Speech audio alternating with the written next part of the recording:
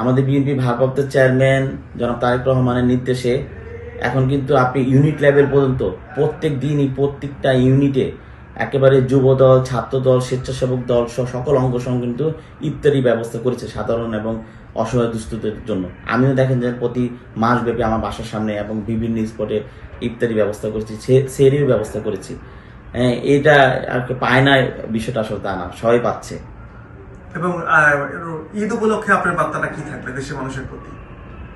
ঈদ উপলক্ষে অবশ্যই একটা বার্তা আছে যে এই দীর্ঘ 16 বছর আন্দোলন সংগ্রাম করে আমরা যারা ত্যাগী নির্যাতিত, রাজপথে মামলা হামলা নিপীড়ন নির্যাতন সহ্য করে এই 16 বছর পর এখন নিজের পরিবারদেরকে নিয়ে এই যে ইফতার এবং ঈদ করা একটা সৌভাগ্য মহান আল্লাহ পাক দান করেছেন। এই দিক দিয়ে তো আমরা অবশ্যই সৌভাগ্য।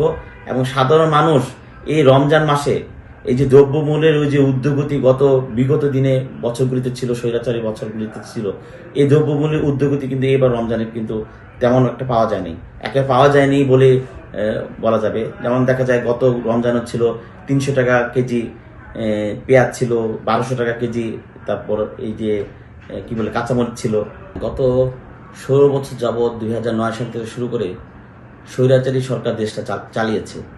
আপনি বারবার নির্বাচনের সময় তারা কখনো বিনা ভোটে নির্বাচিত, কখনো আসন নিয়ে তারা মানে এই যে একতরফা নির্বাচন করেছে। সর্বশেষ 2024-এ একেবারে বিরোধী দলের নেতৃবৃন্দকে তা আটকে রেখে নির্বাচনটা করেছে।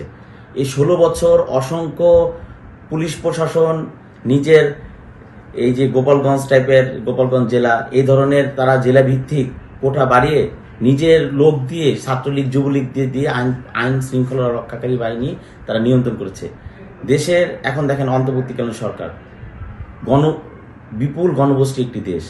এখানে যতদিন পর্যন্ত আপনি গণতান্ত্রিক সরকার না আসবে ততদিন পর্যন্ত দেশে আইন শৃঙ্খলা ঠিক হবে না, আমি এটা আশা করি আর কি। আর যেটা বলেছেন ব্যর্থ, আসলে ব্যর্থ কি? ব্যর্থটা হলো যে এটাই যে 16 বছর আমরা গণতন্ত্র পুনরুদ্ধার এবং ভোটাধিকার পূর্ণ প্রতিষ্ঠার জন্য যে আন্দোলন সংগ্রাম করেছি, ওই আন্দোলন সংগ্রাম করার সুফল কিন্তু আমরা এখন পর্যন্ত পাইনি। আসলে বিএনপি ভারপ্রাপ্ত চেয়ারম্যান যখন আন্দোলনে ডাক দিয়েছে 16 জুলাই 2024, অনেকে ছিল না, অনেকে হয়তো ভেবেছে যে আন্দোলন করব, এতদিন বিগত দিন আন্দোলন করেছি, কোনো সুফল বয়ে আসে নাই, এবার আন্দোলন করব আবার কি টার্গেটে পড়েছে। এই ভয়ভীতি, তারপর যেভাবে গুলি বর্ষণ করতেছিল, যেভাবে মানুষ মারা যেতেছিল ছাত্র জনতা, ওই একটা ভয়ের দিক দিয়ে অনেকে উপস্থিত হয়নি। আরেকটা বিষয় যে আপনি যে বললেন যে এখনো অনেক হাইব্রিডের দলে ঢুকে পড়েছে, এটা ঠিক, হাইব্রিডের দলে ঢুকে পড়েছে। এটা আপনার আওয়ামী লীগের সময় ছিল, এখন বিএনপির সময় যারা দীর্ঘদিন আন্দোলন সংগ্রামে ছিল না, তারপর রাজনীতির সাথে ছিল না, বিএনপি রাজনীতি ছিল না, আওয়ামী লীগের সাথে উঠা বসা করেছে, এখন তারা নতুন করে এসে বিএনপি দাবি করছে বা দাবি করছে। এখন দেখা যায় যে আপনি আমাদের রাজনৈতিক প্রোগ্রামগুলি যখন করি, দেখা যায় যে এখন অনেক নেতাকর্মী দেখা যায়।